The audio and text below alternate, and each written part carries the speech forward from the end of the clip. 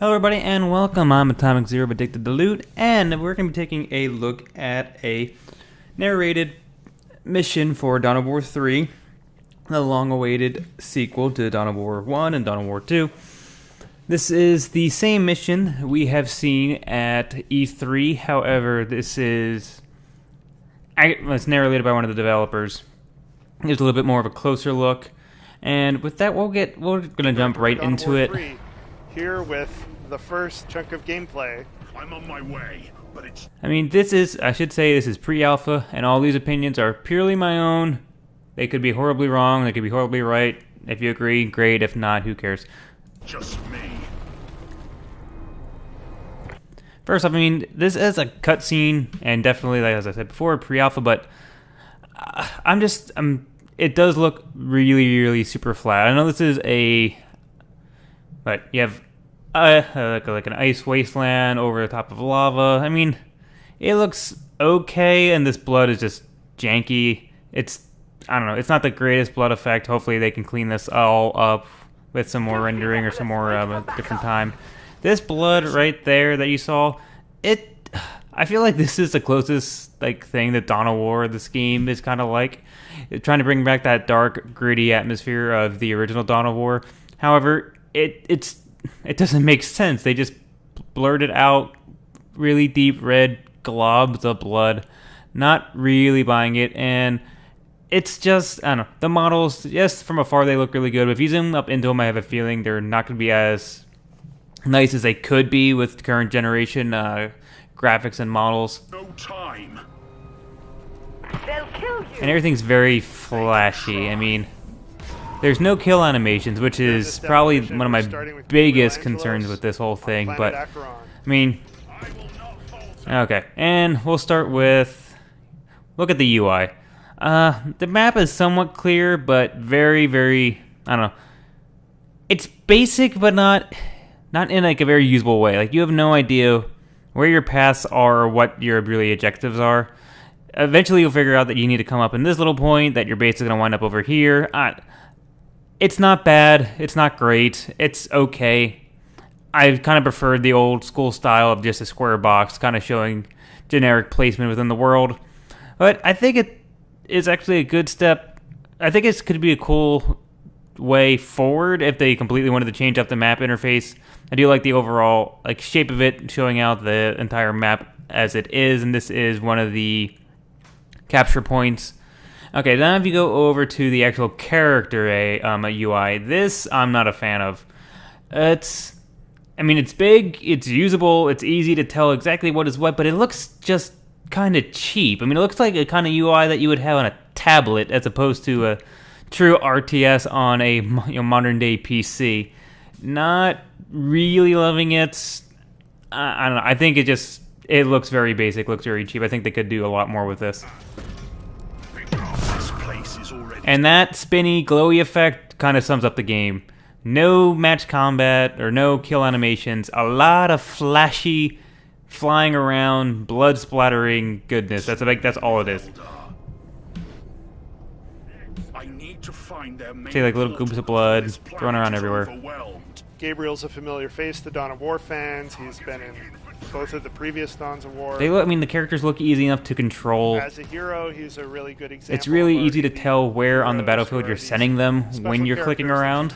As you can see from the few, that spot right there, you know exactly where he's going, you know exactly where you can and cannot go. Hammer Smash. Got him down. And then an ability called God Splitter, named after their missile attacks, their range attacks are very clear. I'll give them that. You can easily tell where and what and when something is shooting at another character. Straightforward at first. He's just a big guy who smashes. But yeah, things with his hammer. very much But the same. His hammer spin and his hammer smash all look the same all the time. Send a grenade or a missile back at the guy who threw it. So he's really a hero that you can. That is a kind of a cool feature. I don't know if I was talking over it when he said it, but his spin animation can deflect certain projectiles, which I think is kind of cool. It does give you a little bit of skill play, a little bit of time play.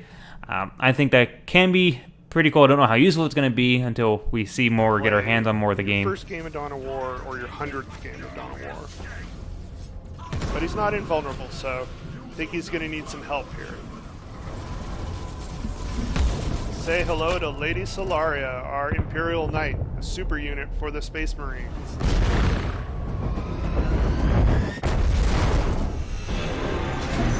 Okay, this cutscene is really nice. I mean, really nice in a way that it just looks badass, but even if we pause it, things aren't super crisp. The animation isn't the greatest. Some things are blurred out. The level of detail isn't what you would come to expect for a game of this caliber, especially in a cutscene. She's a massive... It almost looks clearer in real Gatling gameplay. guns for arms that do things like this Gatling barrage. I do like the targeting placement of the skills. Either whether it's his jump, hammer smash, whether it's her Gatling gun or her rocket placement. I think that is a really nice job. It's really simple, really user friendly, and actually does have timing aspects to it, which makes it, does require some skill. It's not like it's just going to be an epic board wipe every single time you use one of them. You're early, Solaria. I expected to be bleeding at least. I told you backup was coming. What were you thinking? We'd be hopelessly outnumbered if I had waited. There are too many troops coming from that portal. And the all-beloved drop pods. I think the drop pods look pretty badass. I mean, compared to the ones that used in previous Dawn of Wars, I think they look really nice. Strike cruiser Dauntless. We've landed troops to your position. Can we use the Dauntless's guns to take out this portal? We need eyes on it first. We'll have to fight. Okay, we're going to stop it here. They're about to start talking about base building. Yeah, I'm not on the bandwagon for the whole we're bringing back the base building thing. Because base building back in Dawn of War 1 is... This is close, compared to Dawn of War 2, but it's not there. There aren't any builders. Things just kind of appear. Maybe I need to see more of it, but this doesn't get my engines revving, if you know what I mean, in terms of base building. There's a few drop pods. He brings down another one, and that's really kind of... You son of a bitch. Yes, keep them. Don't... Anyway, coming back to it, it doesn't make me feel like a true base building. And if you look at it here, it could just be because it's a very intro mission. They have one tiny little base that they can just deploy wherever they want, whenever they want. There's one capture point. I don't think it's the greatest. We'll play it for a little sec, one more time. See, that's kind of the extent of it. So he has one building he can deploy once again. Maybe it's because it's pre-alpha, maybe because it's a demo. Who knows what. The animation's kind of okay. Dawn of War 3 is a game about using armies and heroes together. It's just, I don't know. You can see that the building times, I building feel like, once again, it's all pre-alpha, but the building times aren't the greatest. Demo, we've provided most of a base. So he just dropped in a new unit, that's his Dreadnought. More units from another building. In a typical But game, I'm hoping maybe that's the problem. Maybe there are actually going to be more buildings and just don't show it here. But I do miss the whole, you click on your building unit, it pops up what buildings that unit can build, and you build them, as opposed to just kind of clicking off something and then clicking a building, clicking a spot, and it just kind of pops down, and ta-da, you have a building. Building most of the base yourself, and building up your strike force. Here I have some line units, which are the typical RTS units. So I Line have unit? Tactical Marines. So they have, that's the Dreadnought ability. Alongside my two heroes. So I'm going to use I need to them let push my... into the Eldar There it is. lines. So down in that and left-hand take corner, this you can see your unit icons. The one nice thing, another thing I like about what they're doing so far is, So I'm using I kind of do like this layout. a lot of damage here, 'cause If he's it a goes tank, completely to the right side of the screen and then my builds line up, you can get a ton of units units in, and and it does Solarians let you will know fire. real quick and easy who's doing what. This is an You can example tell all of them are of shooting, they're all under a fire, some are losing resource health, some of point them aren't. Or strategic point.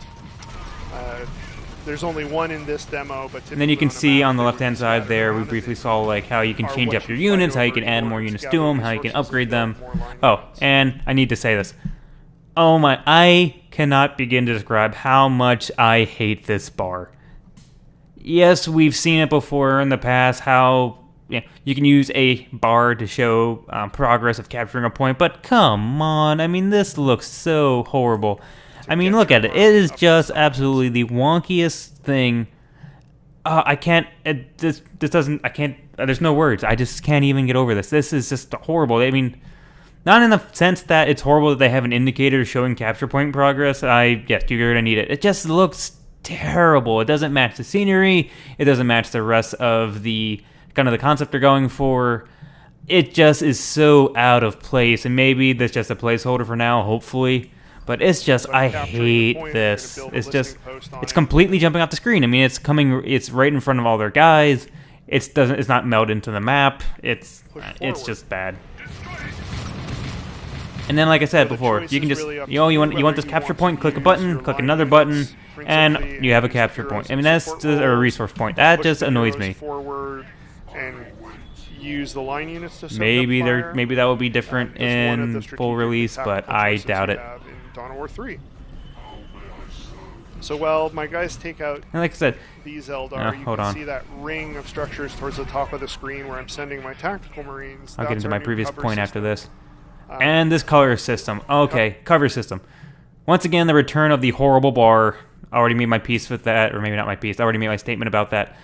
This cover system, it's too simple. I mean, this game it doesn't seem like to me that this game is trying to appeal to Dawn of War fans. It feels like this game is trying to appeal to a completely different audience, that they're trying to pull in people that aren't Dawn of War fans, that maybe haven't been RTS fans, and they're like, well, maybe if we make the game quick and easy and simple, and it's really simple to understand, easy to get into, easy to master, that will sell more of these copies. And maybe they think that the old Dawn of War players will buy it just because it's Dawn of War, as opposed to actually being true to the core of the game. But I can't stand this cover system. Point that you capture, that then you capture, then you get a bubble. You got this magic protective bubble that it has hit points to it, so you get kind of whoever's in here is instantly secured. It's too simple. Like I said, it's too simple. There's no strategy to it. I'm not saying I was a huge fan of the cover system in Dawn of War 2, similar to the cover system in Band of Brothers, or the second one anyway. I just don't like it. I much preferred Dawn of War 1 either. There's certain areas that give you a slight buff, like I think there were craters that you could go into and they would give you a slight defensive buff. I just don't like this bubble. My tactical marines are safe in there. You can see the fire bouncing off the screen. And as I was saying before, the actual range combat, it's nice. I mean, it's flashy, it's clear, you know exactly what your bullets are doing, you know exactly where your bullets are going. You saw building from a base. This is building in space, and which is a little bit of, I think, definitely a big improvement. So here we have, and then you have your drop pods, which I don't know if this is mission specific or if it's like faction specific, but back in his actual base, he could click on buildings, then he could deploy unit space straight out of the buildings. Then he has these drop pods that you just magically click and they appear whenever they time up. So I don't know if that's mission specific, where they're timed events where they finally go red and like, oh, I must get another unit because of it's the part of the script for the mission. Maybe, I don't know, these just seem, this is weird to me. Maybe each race or faction will get its own version of this, considering like the Eldar can use their waypoints to transport around. Maybe it's similar to that, but I don't know, it's a weird concept to me as of right now, not being fully fetched out. You can see the Eldar are fighting back. I'm going to try and use Solaria to catch all these Eldar Wraithguard. Because at first I thought maybe like you build a unit, then you put the unit in the drop pod, and then the drop pod goes. That would make sense to me, but maybe I just haven't noticed it yet. I just don't see them doing it. And that's a good example that even with a powerful unit like Solaria, skill and timing are paramount.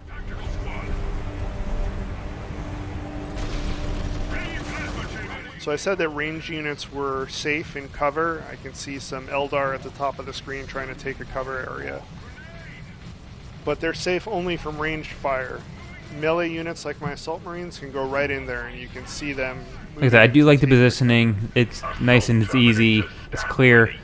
My third elite is do like the jumping abilities in terms of the fact that you can get over so many different obstacles and terrains pretty easy.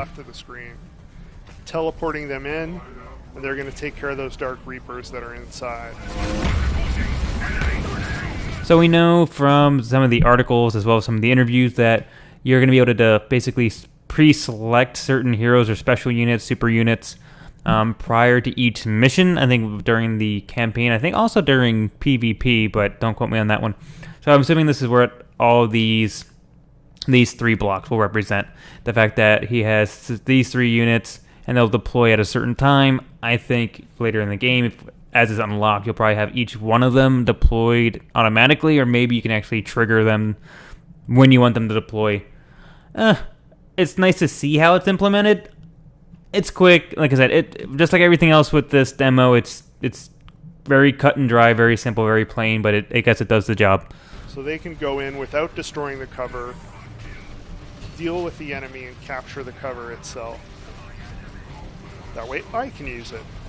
Another thing, you don't really notice any grouping. Maybe that's just the guy who's playing. Now they're taking it. But my troops are taking out that webway portal, which is how the Eldar move around, and we're going to push forward.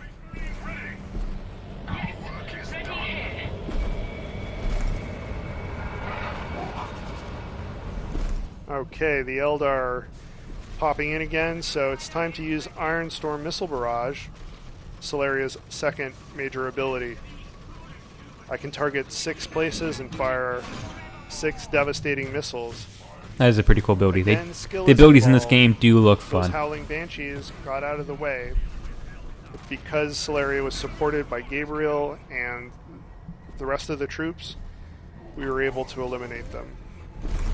Tactical Marines ready. Yes. Alright. Moving my Assault Terminators to capture that cover. Fight into more of these Eldar here, trying to push them off the point. I'm going to use my range units to take out that cover, but the Eldar now have a tank out. So like they automatically just spawn I'm there. going to need to deal with that sooner Like I said, rather I than think they're later. purely scripted. So you can see I'm using range units to take out the cover, so I need to blast all the way through the cover before I can deal with the enemy. Okay, now I'm going to use drop pods again and bring in las cannon devastators. These guys chew through armor, so they're a good counter against that tank. But they're a And I lot know more one of the big selling points is that they're bringing back quote-unquote huge, big, massive battles like in Dawn of War 1. I'm not saying this is this is a small amount of people. It's not a huge amount of people, but you can still see pretty easy, pretty clear how everything is unfolding. Who's going where, who's doing what, who's shooting what.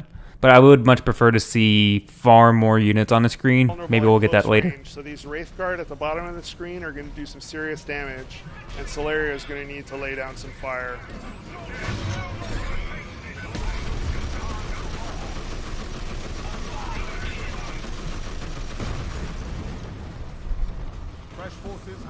Alright, I'll bring in some more drop pods. And here you'll see they're actually healing some of the units around them. That's an effect of having Gabriel as one of my elite heroes, as well as being a powerful unit. These elites will have sort of effects on the army as a whole. Gabriel's a commander who fights with his men, inspires them. So one of the ways we're expressing that is while he's on the field, if you bring in drop pods, it'll heal some units. Target is no more. Alright, I've got a pretty sizable army here. I'm going to keep bringing in some more forces. And you'll see the Eldar have a pretty healthy force waiting for me. The entire invasion force. The portal too. Press forward!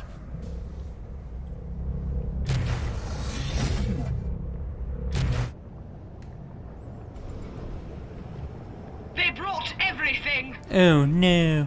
Exactly. So I'm going to send my line units in with an attack move order here and concentrate more of my attention on my elites.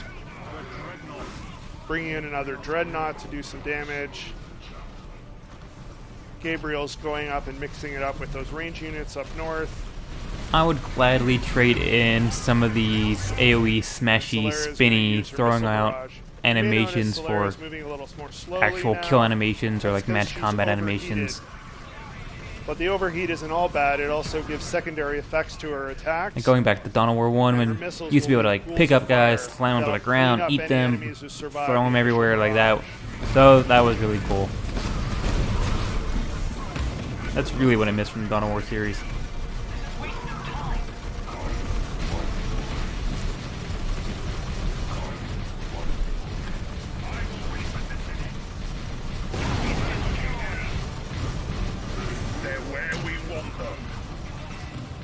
out on us.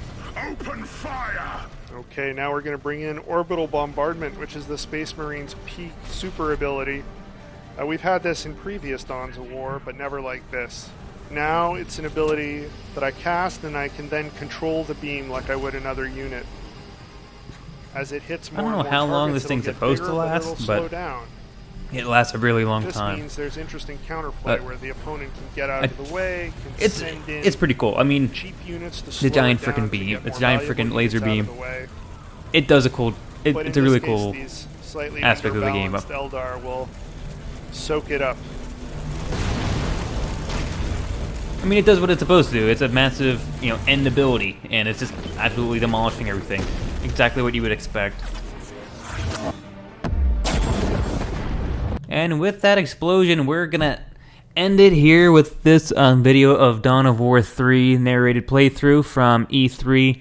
And like I said, just kind of trying to summarize everything. I'm not really wowed. This is, I guess, very early stage development, so I'm still at the very pit of my stomach, somewhat hopeful, but no match, kill animations, not really crisp graphics. Graphics are very kind of dated, both cutscene and real playthrough. Not a fan of the capturing point bar animation. Not a fan of the cover system. Seems way too simplistic. Seems way too basic for my liking. Same with the UI, all but I would say the unit card layout on the bottom. Map has some potential. The way they do the map, I think it can be a really good feature to the game, but I'm waiting to see how they fully develop it out. But I think fans of the Dawn of War series aren't going to be super thrilled with this. I think maybe people new to the genre, or maybe just people who like more MOBAs, more very flashy, very quick, very arcade-like games, they'll probably find it somewhat enjoyable. But being a fan of the series, it's not exactly what I'm looking for in a Dawn of War game.